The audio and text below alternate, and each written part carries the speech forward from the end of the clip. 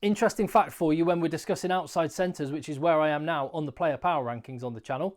This is the oldest category of any position on the pitch. Out of all of the top 10s that I've picked so far, and I don't think it's going to be beaten by the ones that have still got to come, this is the oldest category. 7 out of the 10 players are 30 years or older. 2 of the other remaining 3 players are 29. There's only 1 player younger than 29 on the top 10 list, and that surprised me. Well, I mean, firstly, it surprised me because forwards usually have a higher average age than backs, due to the kind of physical nature of forward play and the speed that's required in the backs, which usually starts to tail off as players get older. But maybe what that says about this position, the players that wear the 13 jersey, is that experience is really important. I think that's an interesting talking point, because you hear it quite a lot from players playing rugby. They will regularly say outside centre is the hardest position to play on the pitch from a defensive perspective, because you've got to make really difficult decisions when there's lots of different bodies moving in lots of different directions, and you've got to fill inside but make sure you manage the space outside. And maybe that experience is what makes some of these guys the best in the world. Or certainly, in my opinion, the best in the world. That's what this is about. Give me your opinion in the comment down below. Give the video a thumbs up, hit subscribe. These are the top 10 players at outside centre in the world based on current and recent form, and the last time I did this was just after the Rugby World Cup, but I also take into account historic form, so a player's whole body of work, and just a bit of opinion as well, and I want yours. So at number 10, Ignacio Brex. He deserves this. 32 years of age, actually the oldest of, no, second oldest of all the players on this list, and he's passing the torch in the Italian side from him to Tommaso Menoncello, but the two of them at the moment are in that lovely sweet spot where Menoncello's coming through, but Brex has still got something to offer. And the partnership that they've built up has been dynamite, especially in this year's Six Nations Championship. They got a draw and 2 wins, a fantastic return for Italy. And Brex was right at the heart of that. He was at the centre, pun intended, of Italy's brilliant Six Nations after what was a very disappointing World Cup. Consequently, Brex is back in the top 10. So is Henry Slade, who had the perfect reaction to being left out of the Rugby World Cup squad. If you've watched this channel for any length of time, you'll know I could not understand why Henry Slade was deemed to be surplus to requirements for the World Cup. He's a Rolls Royce of a rugby player, so good. And he could have just gone off at that point, having been dropped for England for the World Cup. He's now 31 years of age. He could have gone, do you know what? I'm off. I'm going to go and get some big money in France. But he rolled up his sleeves and he said, I'm going to earn my England jersey back, which he has done. And he has played every single game for England in the 13 jersey in 2024. And he's looked really good doing so. Fair play, Henry Slade. Number 8, Anton LienertBrown. 29 years of age now. He got 3 starts in the Rugby World Cup. He played against Fiji recently, but he's very much a bench player for New Zealand, backing up Rico Yani over recent years.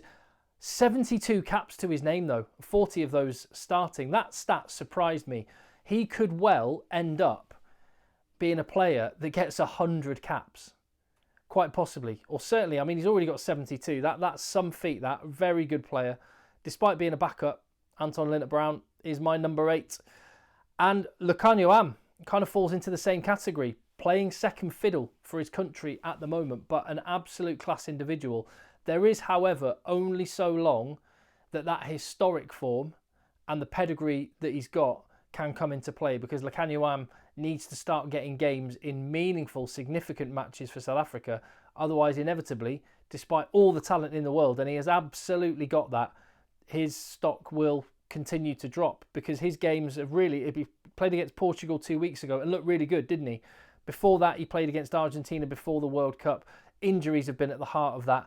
If he can get up and fit, and that combination with Andre Esterhuizen at the Sharks looks like it could be absolutely box office, I've no doubt he could be in the mix. It just so happens that the guy who got his shirt when Lukhanyo Am was injured has been very, very good.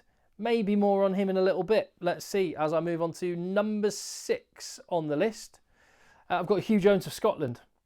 A player who actually kind of in the opposite of the last 2 players. Hugh Jones was on the outside a little bit, and other players were getting preferred. Chris Harris was there for a while, and there were others. But now he has got his Scotland jersey back, and he is holding on to it, and he's formed a fantastic combination for club and country with Sione Tuipulotu. and they have been at the heart of everything good about Scotland, and a Glasgow URC title to his name as well. Hugh Jones, 30 years of age now. He's got a lot of rugby in him, and he will be targeting the British and Irish Lions tour next summer as well. That looks like an outside shout for him at this moment in time, but if he continues playing very well, not impossible.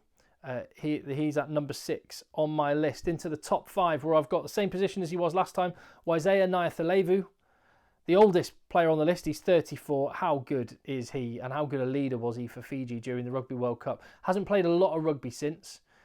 Injury scuppered most of his season in the top 14. He's now moved from France. He's moved to England. I live in Manchester, and so now does Waisake Naholo. He's going to be playing at Sale Sharks this year. I'm excited about seeing that. Is his force one that is on the decline now with his age, or has he got some gas in the tank? We'll see. I wonder if he'll play for Fiji anymore, though. That's the one question mark I've got. I hope he does. Proud Fijian, and hopefully he can add to his 32 caps. Really good player. Waisake Naholo at number 5. At number 4, Gael Fickou.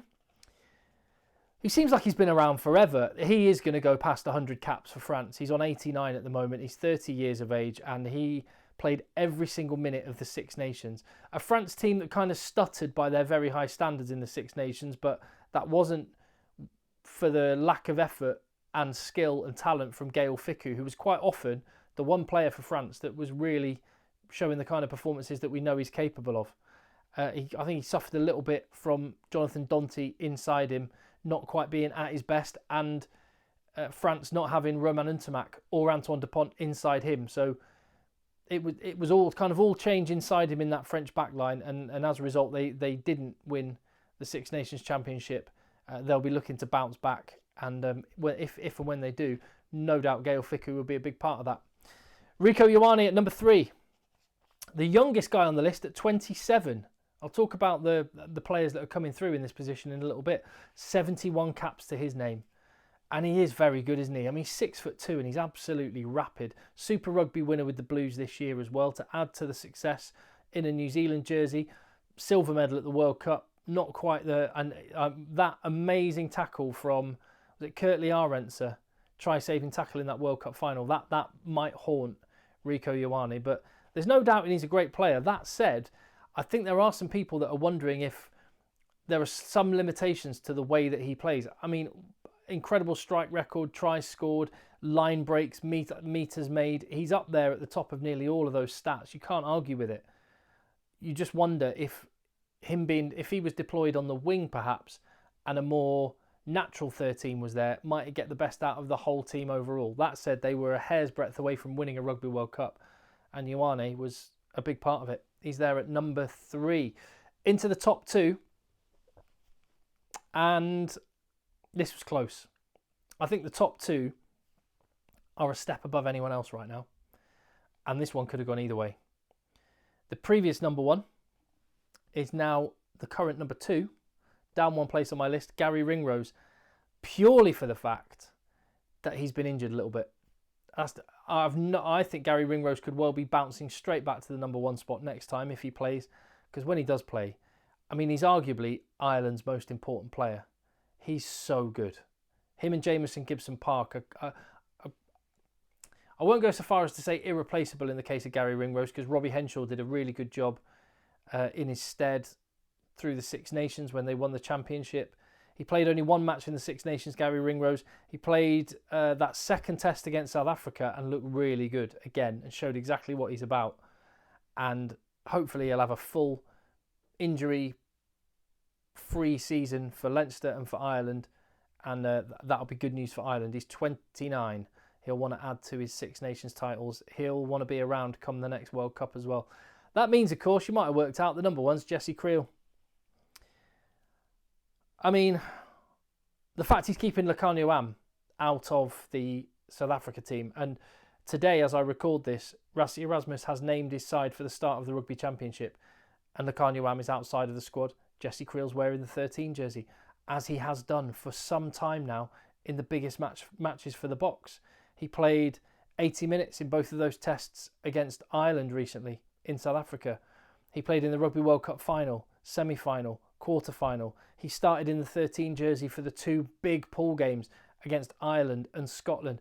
There might not be a better example of a player whose stock has risen and someone who has gone from being the backup to then being someone that everyone thought was just going to be keeping hold of the shirt until the first choice was back, but has then held on to it and now is one of the first names on the team sheet.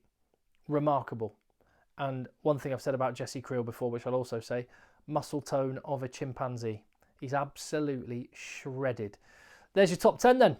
So on the players that aren't there, Ujay Suteni, I think his international career is now over with Samoa, I believe.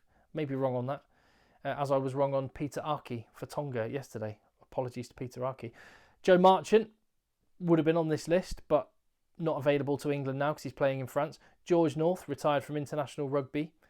Samu Karevi, not available to Australia now. And you've got players waiting in the wings to come through. I said this was the oldest bunch of names. Who are the young players coming through? Kanan Moody, first and foremost. He's absolutely one. Watkins from Wales is starting to get some momentum. Dylan Riley for Japan's a very good player. You've got Fluke and you've got Len Ikitau for Australia. Emilien Gueton and Nicolas Deportier for France. So there are very good players coming through.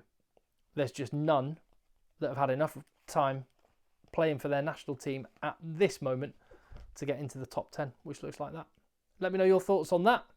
It'll be the wings next, then the fullback, and then it'll be rugby championship time. I'm just trying to give you some rugby content to tide you over until the rugby returns. And if you appreciate that fact, I would appreciate it if you gave the video a thumbs up and hit subscribe.